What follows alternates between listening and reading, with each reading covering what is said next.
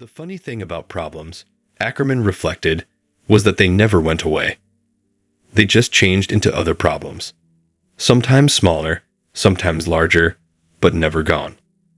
Problems feed on each other, just like everything else. Plenty of times, he'd seen a whole bunch of little problems get eaten up by a really big, tough one. Sometimes it even seemed like that might be a benefit.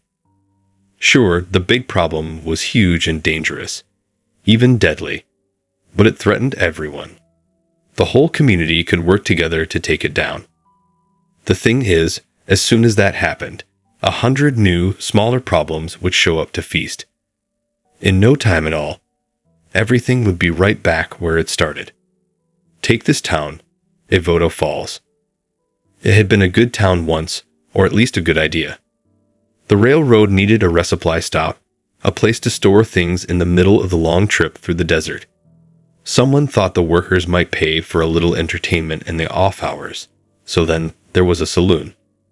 That started doing well, and pretty soon came the general store, the wash house, and the church. The next thing anyone knew, Evota Falls was a real town. The river had been the key, though. It was nothing but a big, muddy river with water that had to be boiled twice to get rid of the taste. But it grew plants all along its banks and made the desert just tolerable enough for life.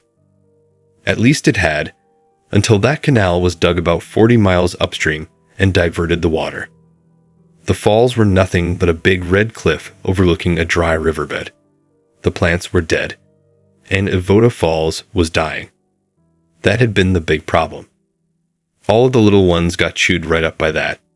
Some folks packed up and left, but most of them, the ranchers, the store owners, the ones who'd really believed in the place, well, they were stuck.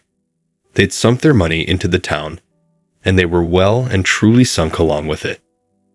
The preacher swore that the Lord would provide, of course. While they were waiting for that to happen, everyone left town and kind of figured that they were going to have to make do for themselves. They had to come up with something to kill this problem before it killed them. And so, eventually, they invented the Curdler. It hadn't been a quick decision. There'd been a lot of hand-wringing, soul-searching, and general lamentations. But day by day, as the dust got thicker and the cattle got leaner, folks started to come around. The dead man in the saloon was what finally did it. The barman, Cork, found him slumped back against the wall at the end of the night, a bottle tipped over in front of him. When Cork went to kick him out, though, the man was the same temperature as the wall he was leaning against. He'd been dead for hours. He was just some sort of rail worker. No one knew his name or where he was from. He had no ID on him. All anyone knew was that he was a sight fatter than anyone else in town. Even then, no one wanted to make the first move. It had been Butcher Ackerman who stepped in, pushing his way through the murmuring crowd. He'd hefted the body up over his shoulder like a side of beef, and with a challenging glare, he dared any member of the crowd to meet his eye. None of them had. They moved aside as he headed for the door. "I'll share," he said. No one else said anything at all. The preacher caught sight of him out in the street. He'd heard the talk. He knew how desperate things were getting. "The churchyard's this way," he called. "Surely you're looking for a place to bury that man." "God has provided, Father," said Ackerman. "Be awful rude of us to dump his gift in a hole in the ground. You know this isn't right. Not a lot around here, that seems to be, these days. What's one more? At least we can make this one wrong in our favor. I won't let you do this." Ackerman turned slowly to face the preacher. His eyes burned with fury and resentment. He bared his teeth in a mockery of a smile. "I'd like to see you stop me." To his surprise, the preacher tried. He grabbed the dead man's ankles and attempted to haul him off of Ackerman's shoulder. Ackerman pulled back, though, yanking the preacher off balance, and well, maybe it was an accident and maybe it wasn't. Either way, there was a scuffle and a tumble and a thump, and then the preacher was lying at the foot of the horse trough, head half caved in and blood gushing into the street. Ackerman looked around at the crowd. They stared back at him. Tension ran its nervous fingers along everyone's spine. They all knew that whatever happened next would determine the course of the town. They were all afraid to be the ones to take action. With a grunt, Ackerman hauled the preacher's body up from the ground and folded him across his other shoulder. He did not say a word as he walked off. His heavy burdens made his steps slow and deliberate. Anyone could have said anything. No one did, and so the die was cast. That wasn't the solution to Evota Falls' starvation problem. Of course. 2 bodies, especially one as spare as the preacher, would only go so far. But the railroad brought new bodies every single day. Naturally, most of them were just passing through. That only made it easier. Such folks were often unmoored, wandering without family or friends to worry about them. There was no one to notice or care if they went missing. Ackerman was wary of killing the goose that laid the golden eggs. He kept the people of Evota Falls from getting too greedy and taking too many travelers in too short a time frame. It was hard sometimes, especially when the children were whining for food and some plump out-of-towner was sitting right there. It wouldn't do to get caught, though. They'd all be hanged if the outside world discovered how they'd been getting by. Then Ackerman came up with the Curdler. Make up a murderous monster, he reasoned, and you'd get monster hunters looking for it. Put a bounty on its head, and you'd attract greedy men. Men are prone to violence. They were the kind of men where nobody would bat an eye if they went missing. They might even consider it a blessing. Ackerman tested the waters cautiously at first. He tried it out on a couple of men he met in a bar 2 cities away. A night of buying drinks and a bottle for the train ride was all it took to convince them to come along. He talked up the Curdler the whole way, describing its fearsome size, its terrible claws, and the way it could scoop up a cow as easily as a man could pick up a mewling baby. In short, he made it sound like a proper tall tale. He didn't want the men to be worried about whatever they might run into. The Curdler was a yokel's retelling of a mountain lion half-glimpsed. Dangerous enough to be worth the sport, but nothing to truly concern a couple of rough and ready men. The booze he was buying them was real enough, and Ackerman promised more when the job was done, so they came along willingly enough. They followed him right out to the ambush he'd prepared, and they were riddled with 6 bullets apiece before their guns ever cleared leather. Once the bullets were picked out and the meat was dressed, the town ate well again for a few days. Ackerman was cheered by how well it had gone. The hunters had been so convinced that he was just a scared hick that they'd never considered him a threat. They'd been taken totally unawares when the townsfolk shot them down. And since absolutely no one knew that they'd come here, there was no chance that anyone would come looking. The next time Ackerman went out to talk up the Curdler, he brought back a group of 5 eager would-be hunters. The time after that was 8. Someone came up with the bright idea of making flyers like wanted posters, and after that, the hunters just started showing up on their own. They were always the same type: loners, drifters, the kind who'd pull up stakes and run to a new town for the chance to strike it rich. Ackerman knew they'd never be missed. He never felt a drop of guilt preying on them, either. They would have done it to him in an instant if the tables were turned. The trickle of hunters became a small but steady stream, and suddenly the town found itself with a new and surprising problem. Far from having too little food, they now had too much. Ackerman's slaughterhouse had never been intended for more than a few cows at a time. With the hunters coming in almost every single day, he simply couldn't process the meat fast enough. Even with help, there was only so much room to work. He needed more space. Evota Falls had never been a large town. Although there were a number of abandoned buildings these days, most were homesteads whose interior rooms were entirely too small for the work that needed to be done. In fact, as Ackerman looked around the town, he realized that there was only one building with the space necessary to set up a full-scale shop: the church. A more religious man might have had an issue with turning a house of worship into an abattoir, particularly considering the nature of the meat. Then again, that hypothetical religious man might have told himself that it was providence how everything fit together. Just when the town was in its darkest hour, the Lord had sacrificed his own servant and given his people a place to pursue their own salvation. A religious man might have decided that God had provided after all. Ackerman, an avowed atheist, had always found it best to avoid men of that particular sort of religious conviction. They could twist anything to prove that they were doing good. He was merely doing what was needed. There was little resistance. The townsfolk, having gone so far, did not balk at this newest desecration. And so, in a matter of days, the church was gutted and repurposed, changed from a house to cleanse men's souls to a hall to flee their bodies. The statuary was packed away. The pulpit was dismantled. The pews were taken apart and remade into long tables. The solid wood planks that had supported the town through many a sermon were soon scored by knives and stained a deep, irredeemable red. The people of Evota Falls came to work their shifts. There was no discussion and no official roster. There were simply people there when there was work to be done. Everyone took their turn.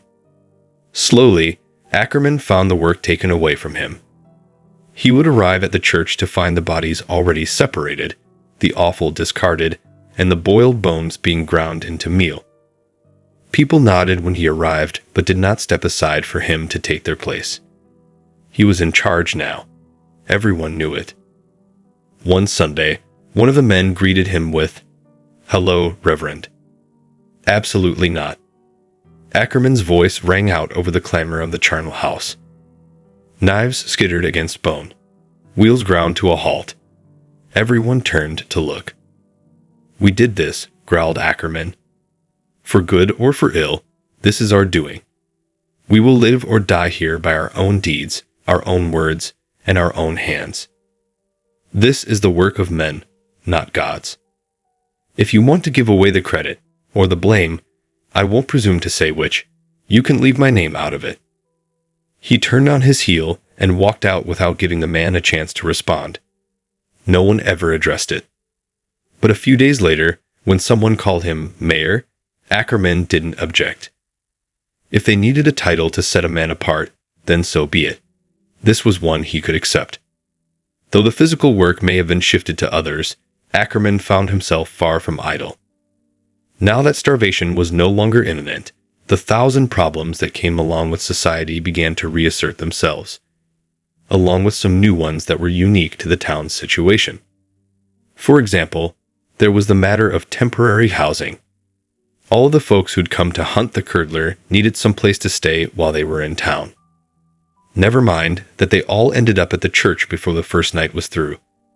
They didn't know that was how it would go down, and it would hardly do to tip them off to it.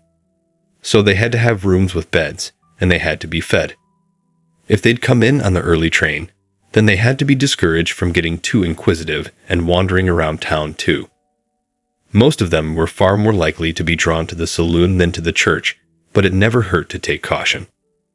At first, Ackerman just had them stay with folks around town or in the empty houses. It was inconvenient having them spread all about, though, and folks had a bad habit of laying claim to the possessions of hunters who'd been quartered in their house. He could see how things would be a lot smoother with the hunters all in one place. The only problem was that, again, no building was big enough. A rooming house would be just the thing, Ackerman thought. If only they had one, of course. He expected it would be difficult to do, but when the mayor spoke, things happened. Not 2 weeks after he brought up the idea, the town had one built. With a fresh coat of paint on the outside and some careful placement on the inside, it was impossible to tell it had been cobbled together from the boards of 3 other houses. It had beds to sleep 20 in a common room big enough to feed the same, as long as they didn't mind cramming in a bit. Delia took over the running of the inn as soon as it was built. With her serving food and Cork slinging drinks down at the saloon, most of the hunters were half drunk and half asleep by the time the nightly Curdler hunt came along. Many of them had their eyes closed when their guides stuck a knife into their throats. That suited Ackerman just fine. The last thing he wanted was a fair fight. The boarding house took care of the hunters coming into town, but that still left Ackerman with an equally large problem: how to keep the reins on the folks already here.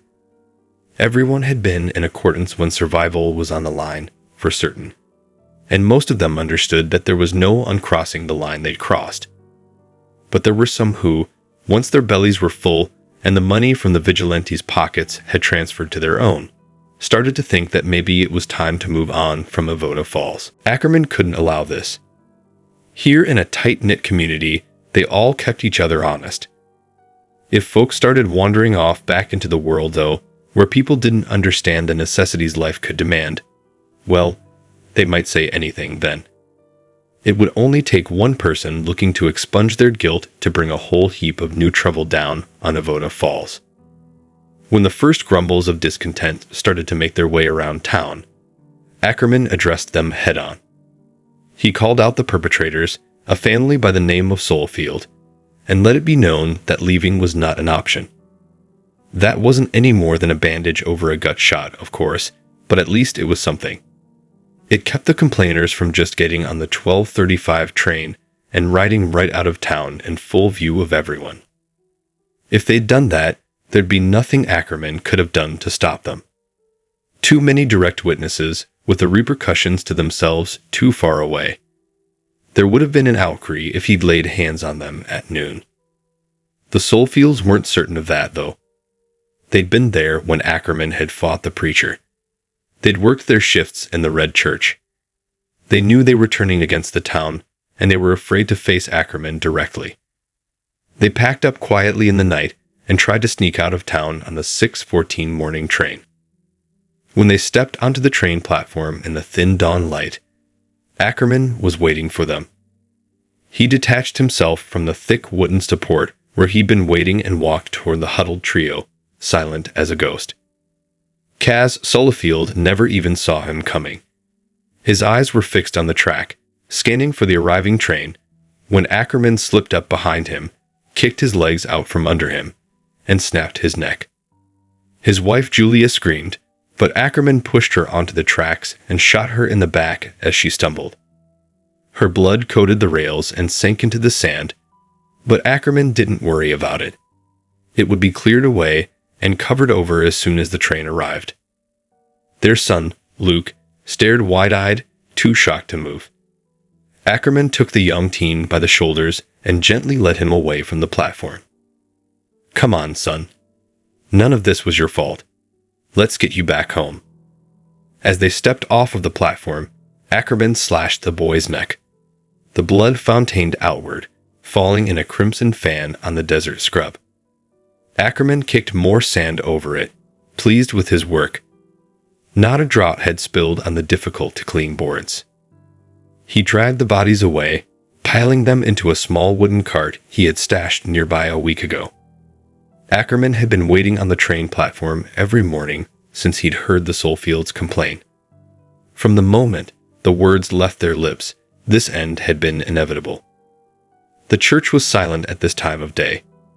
The people of Evota Falls were asleep after the slaughter of the previous night, knowing that, like it or not, they'd be doing it again under this evening's moon.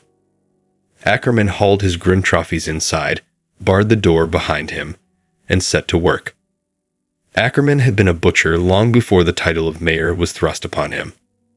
The hooks and knives were familiar in his hands. He stripped skin from flesh, drained blood, and separated organs with the ease of long practice. By the time the town was awake, the Soulfields were nothing more than more meat on the pile. People noticed their absence, of course. Ackerman listened for the whispers he knew would be coming. He was ready with his answer. "The Curdler took him," he said. He held the questioner's gaze when he said it. Every one of them dropped their eyes. They knew what he meant. They knew they, as a town, were responsible for this too. They had failed to look after themselves. The Curdler had been forced to step in. There had been one or two others since that Ackerman had had to deal with. Popson had tried to sneak off into the desert, and young Jeffrey started using drinking as an excuse for violence. The Curdler came for each of them. By the time anyone noticed their absence, The church door was unbarred and Ackerman's hands were clean. He knew it couldn't last forever. One of the hunters would get away, or one of the townsfolk would finally slip his grasp. In the end, the Curdler came for everyone. But until that day, he was the mayor of Evota Falls, a little desert town that was surviving in spite of all odds. In fact, they were doing so well that he was thinking about setting up an export business for their excess meat. They had more than they knew what to do with these days. And seeing his community thrive when it should have died, that feeling justified every sacrifice.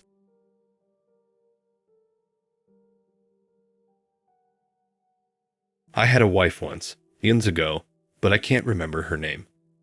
I can't even see her face in my dreams anymore. I must write all this down before any more of those memories leave me for good. Since waking up here in this cold inferno, so many of those thoughts have faded and been extinguished forever, like lone flames in the endless darkness, and all that remains now are these dull echoes of the past in the twilight ether of my mind. Every time I sleep, those remaining memories fade a little more, and soon my old life will be as obscured as my own identity. I don't know what's real and what isn't anymore. I don't even know how I got here. I don't even know my own name. I must start with what I remember for certain. I was born in Boston, just after the Second Great World War of the 20th century. I know that for a fact. I stayed there and worked in the dockyards for many years. I met my wife around this time, yet I cannot remember any more specifics other than that, and that she often smelled of lavender. God damn it, what has happened to me? I guess I remember the dockyard the most vividly, the smell of crude oil and the salty spray of the sea against my face. The interminable gray skies, there were rows of warehouses and a small construction manager's office at the far end of the dock, where my desk was. I think it was blue. It had metal stairs and a handrail leading up to it. I think now the reason why I still remember this place is because it was here that caused the whole thing. The circumstances that brought me to this point in my existence. It was a cold day when it happened.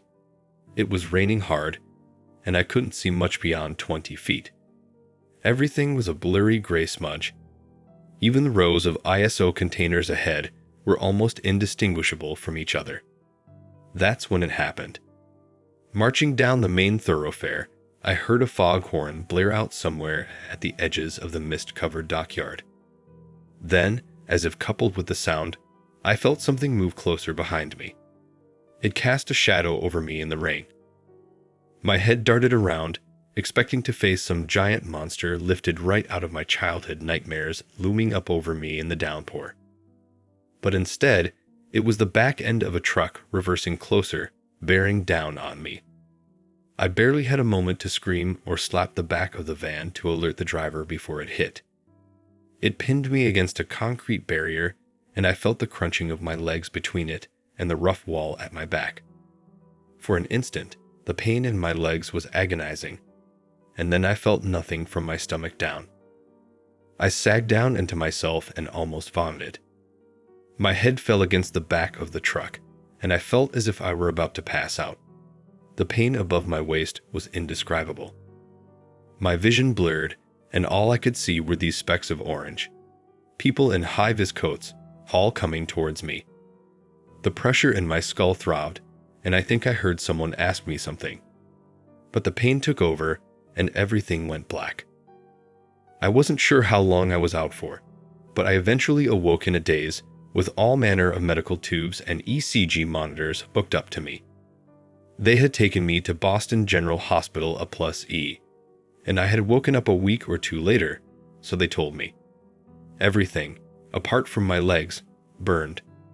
The sensation in them remained elusive, and I knew why. Beyond that, I had only a vague awareness of where I was and what had happened. It was all a blur. I was in a complete daze, and my eyes would not focus or adjust to anything. I lay in bed, and all I could make out were the doctors and nurses that moved swiftly about me in a hazy smear of shadows against a blinding white backdrop.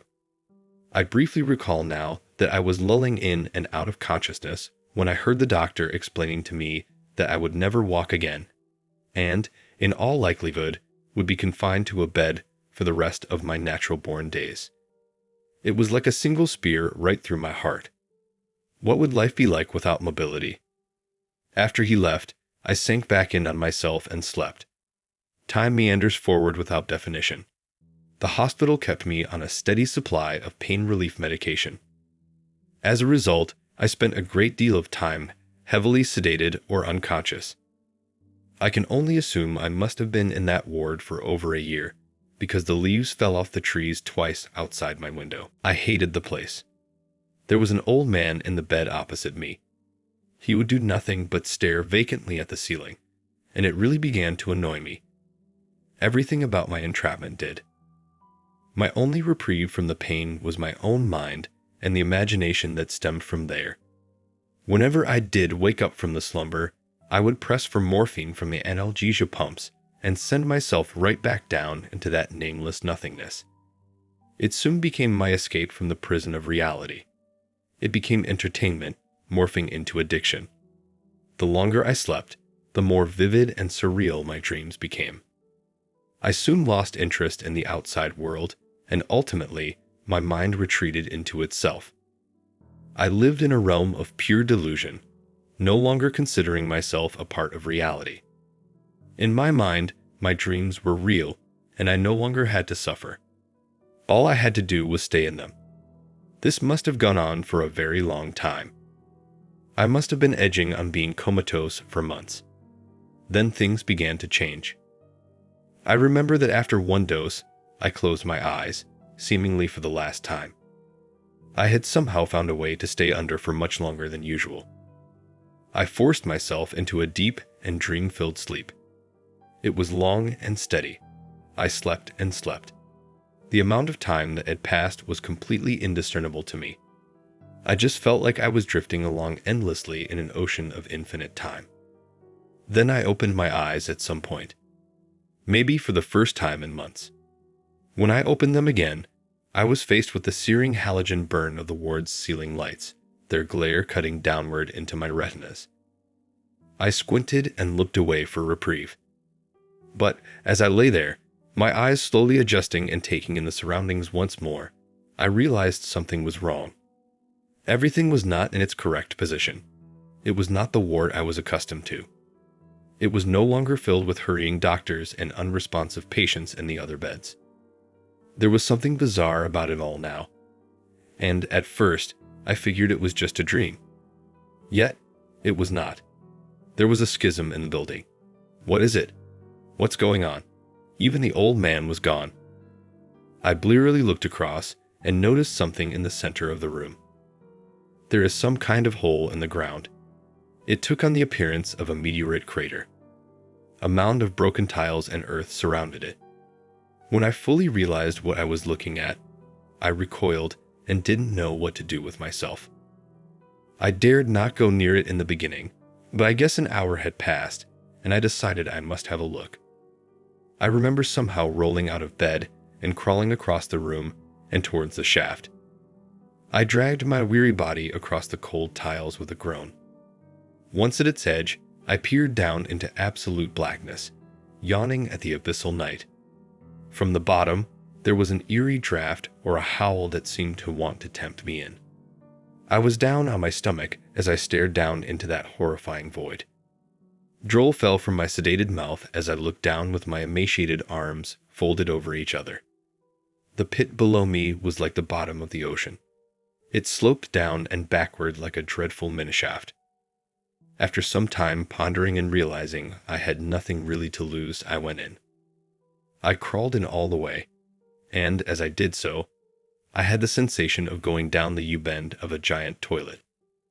Once I was in completely, I turned around to face the way back up to the hospital ward. It was no longer there. The light from the infirmary seemed to disappear behind me, and I saw no choice but to continue moving forward in the utter blackness. It felt as if the tunnel was breathing all around me. The noise made me wonder if I was crawling down the throat of a great animal. A humming that almost resembled an engine idling was emanating from further down the shaft. At this point, I realized I was trapped. It didn't seem to matter anyway. I couldn't move backwards, even if I had wanted to. Anything was better than that damned hospital ward. As I moved forward in the darkness, the dirt under my hands and knees gradually became oddly soft and furry, resembling some kind of moss. I suddenly began to feel weak, weaker than normal. My crawling became slower, and my breathing was heavy and labored. It felt as if I was drawing in part oxygen and part sand. I tried to push on, but soon I could go no further and stopped altogether. My body felt so enervated with strength that I had to lay down on the soft, pulsing moss below me. It was moving as if it were a floor of worms. I could not advance, even if I had wanted to. I remember feeling very confused, yet I was not frightened. I had no idea what was going on, but it didn't seem to matter anymore.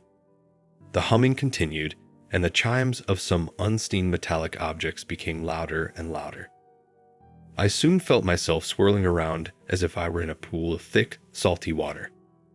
My skin tingled, and eventually I lost all feeling in my limbs. I didn't know how long I was in that pit. All I really knew was that the floor fell away. Then I fell away too, into something abyssal. A vortex. Down there, whatever it was, in that swirling nothingness, I had the unyielding feeling of life repeating itself. Ad infinitum. It was as if I had been there before, like I had always been there. And I slid down further into a deeper darkness, a different kind. It was warm. There are no names anymore. I was no longer a body, but some kind of abstract essence, or even merely an idea of a human. The waves of oblivion rolled over me endlessly, and everything about me departed forever. This went on for what I perceived as aeons. I had traveled time and space itself. Then came a light at the end of the darkness, pulsing energy. It unfurled before me, and I began to float through it as if I were on rails. The light was a tunnel of swelling colors, orange, green, and red. I moved towards it. Then something snapped in my brain. It felt like rope giving way. A horrible, rough tear is somewhere in my thoughts. Something within my synapses buckled, and once more I was aware. Somehow I came back. The same as in the hospital, I opened my eyes slowly to face the ceiling. I was lying on my back. Dull amber bled into my vision, but there was something different now. There was a loathsome smell of sulfur crawling its way up my nostrils. The ceiling was no longer a clean white tiling. It was thick wrought iron sheets fastened in place with rivets now. I sat up in the bed, looked around, and imagined myself in the bowels of a submarine. Where the hell am I? Was my first thought. I bolted upright in the bunk and looked around. It was dirty and dusty. Only a desk and a metal chair. The walls were rusted and corroding, and everything had the stench of death.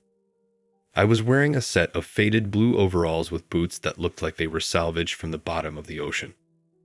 My head was devoid of hair, and my hands were battered and scarred. I looked around in stunned amazement. Then someone came into the room. They knocked first on the heavy bulkhead door and did not wait for a response. The person who came in was a strange-looking and pale humanoid figure.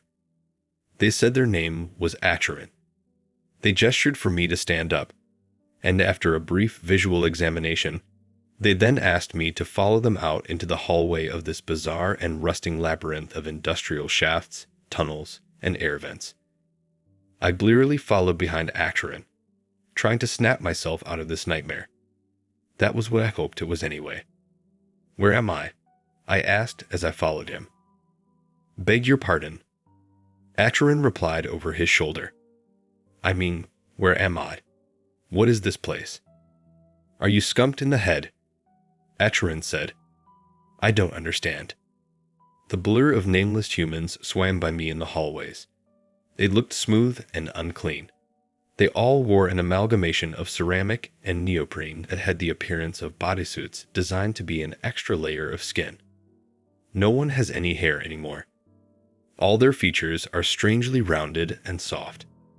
From what I can glean, there are no more defining features between men and women, They just all look the same. Look, for fuck's sake, can you just tell me what this place is? I barked.